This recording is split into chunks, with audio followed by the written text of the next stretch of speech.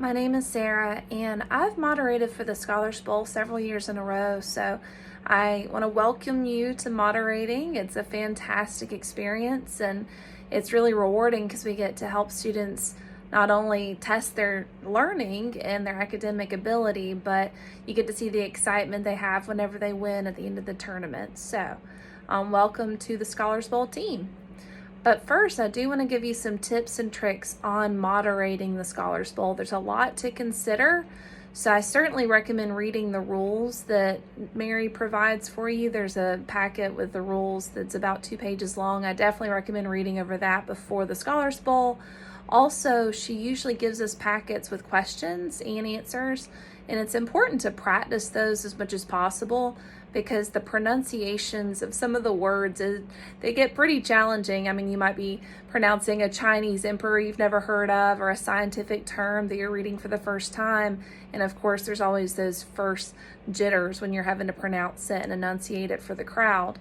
But it's important that you do take your time when you are reading the questions for the students so they can really understand what you're trying to pronounce and enunciate for them, because they don't have the questions in front of them. It really is just verbal in front of them.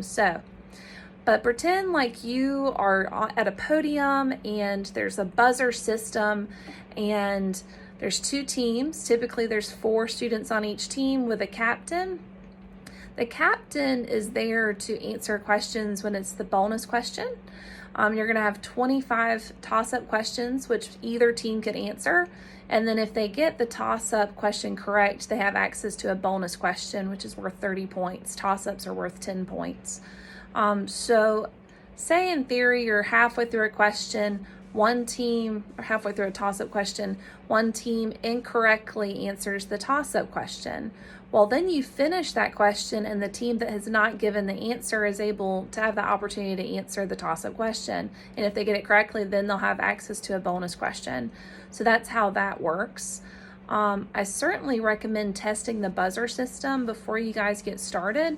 So I'll have the students go ahead and put their names. They have these little pieces of paper with their names and schools, and if they're a senior, ask them if they're a senior. But when they put their names in front of the buzzer, I have them test to make sure that the buzzer that they've grabbed corresponds to the light in front of them, because there are quite a few cords and it's easy for them to accidentally grab the buzzer that's next to them. So you want to test that out before you get started. There's usually a timekeeper and scorekeeper, and that's a really good person to have with you, because then if there ever is a question on who buzzed or a time question, you can confer together and have a second opinion if you need it. But typically the moderator runs the game. So that's why I say it's really important to read up on those rules before the game starts, because you have to be the definitive answer. For those of you that are instructors, you might have to use your instructor voice and be more authoritative when there is a question on what to do in a situation. So I definitely recommend studying the rules thoroughly beforehand.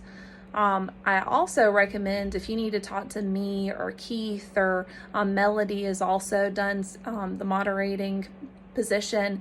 If you have questions that specifically you're not quite sure about, feel free to talk to us before the Scholars Bowl, because we've been in that position and there's going to be things that come up, especially that first round. I will say the first round is the most nerve-wracking because you're not quite in the rhythm yet, but by that second and third round, it becomes second nature, honestly, because by that point you've read so many questions and been in so many situations.